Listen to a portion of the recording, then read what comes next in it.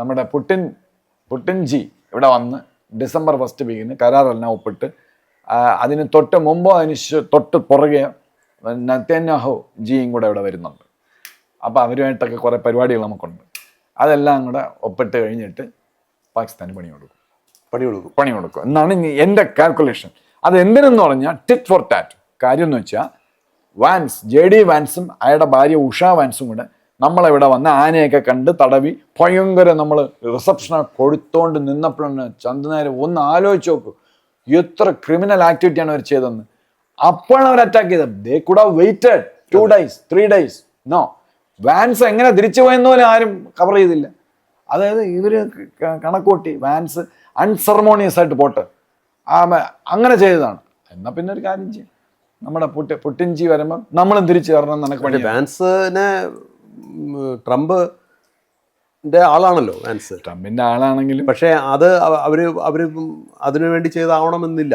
ഏതിനു വേണ്ടി? അല്ല, വാൻസിനെ കാണിക്കാൻ വേണ്ടിയോ അല്ലെങ്കിൽ സെറമോണിയൽ യാത്രയപ്പ് നൽകാൻ വേണ്ടിയോ. JD വാൻസ് ഇവിടെ വന്നത് ചെകിട്ടത്ത് പാകിസ്ഥാൻ അടി കൊടുക്കും പോലെയാണ്.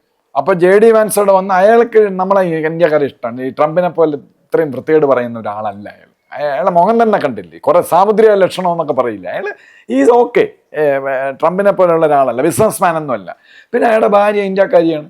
അവർക്ക് നമ്മളെ ഇന്ത്യക്കാരുമായിട്ട് വലിയ അടുപ്പമൊക്കെ ഉണ്ട്.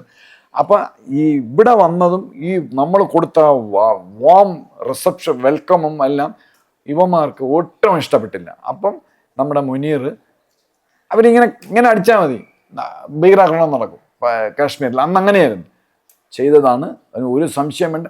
പിന്നെ ഒരു കാര്യം, ചന്ദ്രനാര് മുനീർ ഇത് ഇങ്ങനെ ഒരു ഭീകരാക്രമണം നടത്തുമ്പോൾ അവിടുന്ന് CA അല്ലെങ്കിൽ ഇവർ ചോദിക്കില്ലേ, എവിടെ എന്തോ നിന്ന്.